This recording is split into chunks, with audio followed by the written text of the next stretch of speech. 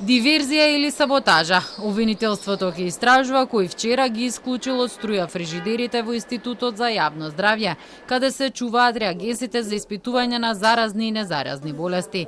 Веде директорката на Институтот Марија Андонова изјави дека се работи за фрижидери на оделот за микробиологија, кои директно биле исклучени од осигурувачите, а разводните табли се наоѓаат во ходник каде поминуваат сите вработени, но за среќа веднаш интервенирале.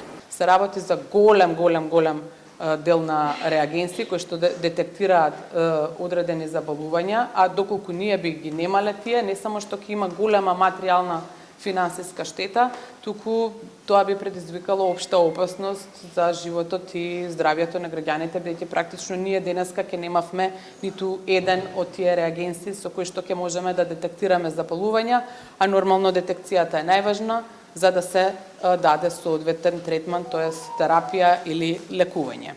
А во разводните табли имало стотина осигурувачи, а биле онеспособени само тие на фрижидерите. Сега се работи на утврдување дали и колку од реагенсите се оштетени. Таму беа и реагенсите и за големата кашлица, која што во моментов имаме епидемија на голема кашлица и замислете, ние ќе немавме ниту еден реагенс денеска, доколку не реагиравме соодветно. А јас пред некој ден ја информирав јавноста дека затекнав во оваа институција недостаток на вакви реагенси, тоа во текот на веќе прогласена епидемија.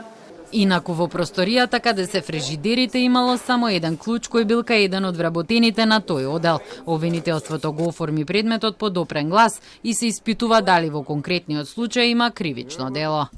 Поради сериозноста на можните штетни последици врз здравјето на луѓето што евентуално би биле предизвикани од еден таков чин, како и можноста да станува збор за кривични дела против државата, како што се диверзија или саботажа, дежурните јавни обвинители од Основното јавно обвинителство Скопје и од Основното јавно обвинителство за гонење на организиран криминал и корупција, заедно со истражители од истражните центри на обвинителството излегоа на лице место и преземаат увидни дејствија. Обвинителството, како што соопштија оттаму, прибира документација и се вршат разговори со лица кои би можеле да имаат сознанија за настанот и се прават сите други неопходни проверки.